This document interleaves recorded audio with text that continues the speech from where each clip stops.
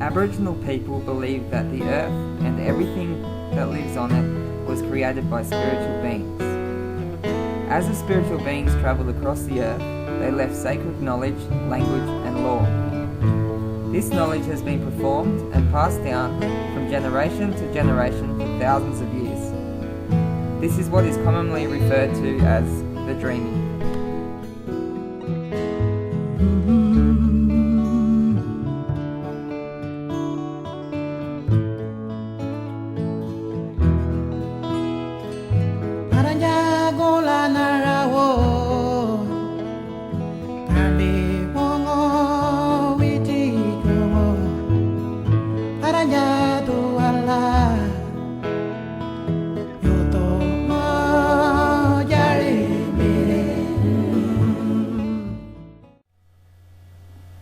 The creation beings recorded their travels through song, dance and art.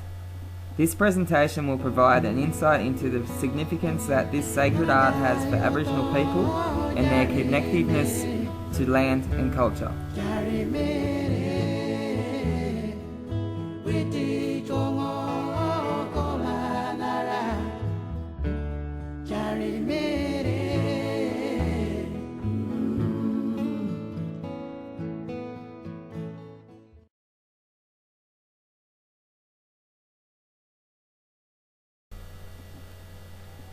Aboriginal people earn and inherit the rights and responsibilities to paint particular pre-existing designs, which is an important component in preserving traditional law. As this is understood and respected by Aboriginal people, plagiarism or forgery is not an issue. However, thievery of these sacred designs by unauthorised people is a growing concern. Dignity I'm losing here, mentally I'm old. And there's a system here that nails us, ain't we left out in the cold? Well, they took our life and liberty, friend. In March 2010, a sculpture titled Wandjina Watches in the Whispering Stone was unveiled in Katoomba, New South Wales.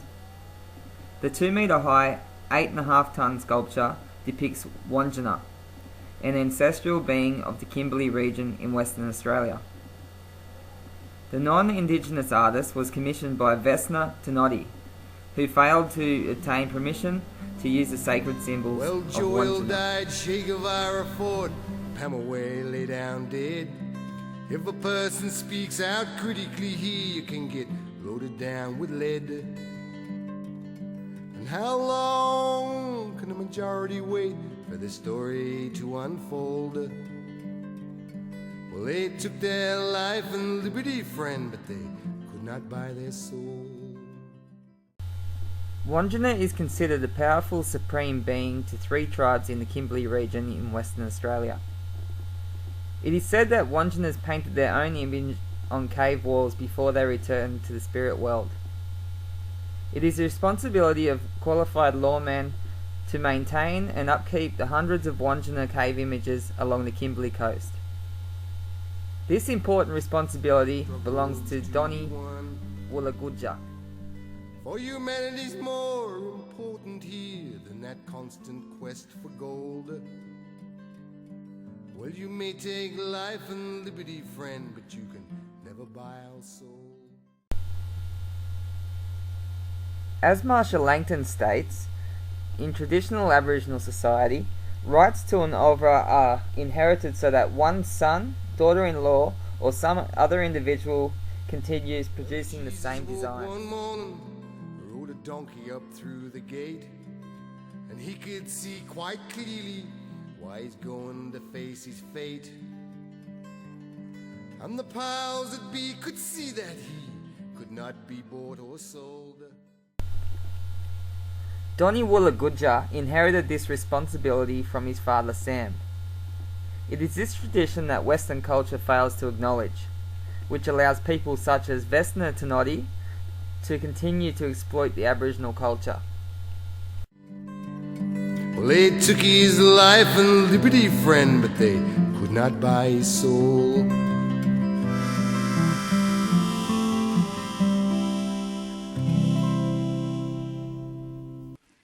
Well, a lot of people misuse our images. It's not right unless they come to talk to the rightful people and get a permission for using it. Vesna Tenodi claims that she is a spiritual person and that she respects Aboriginal people and their culture.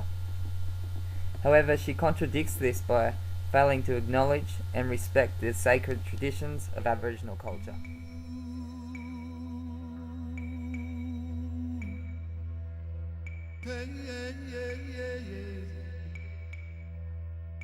No copyright on prehistoric imagery, and no one can prohibit any artist to explore the divine. To claim ownership of those is simply ludicrous.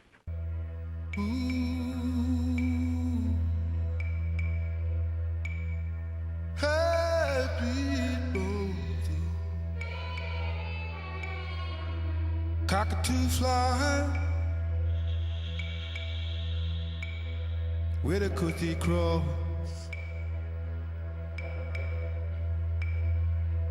not pending by four. In 1963, the Yirrkala bark petition was presented to the Parliament. The petition was viewed as an exotic piece by most of the appropriators, who have only appreciated the exterior and decorative features and disregarded or failed to recognise the intent or message. The bark petition was produced by powerful clan members with the intention of delivering a strong statement to the Parliament, asserting their title deeds of the land and their cultural and spiritual connection to the land. So it seems all we have is our dreams. Marsha Langton explains that there are two fields of Aboriginal knowledge, which are exemplified in the historical process of making Aboriginal designs available to the non-Aboriginal people: the inner and the outer, or the secret and the non-secret.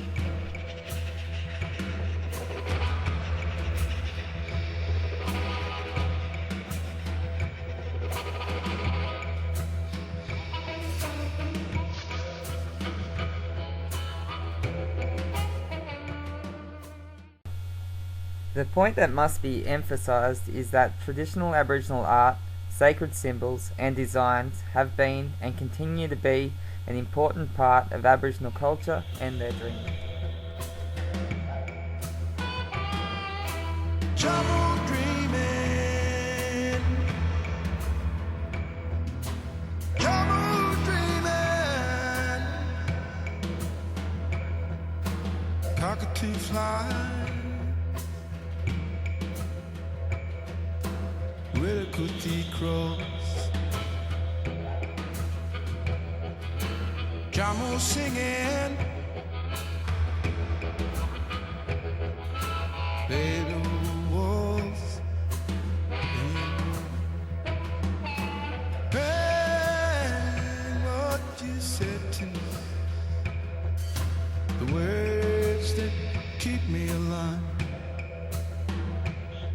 For I am just a little since I was a child. Trouble dreaming, trouble dreaming, trouble dreaming, my trouble dreaming.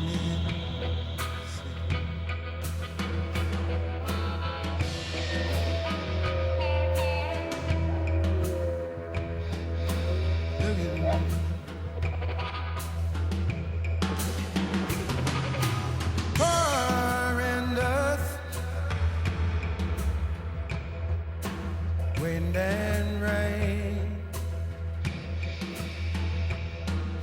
is all I have to keep me sane. Jamu dreaming, my Jamo dreaming. Jamo dreaming. Jamo dreaming.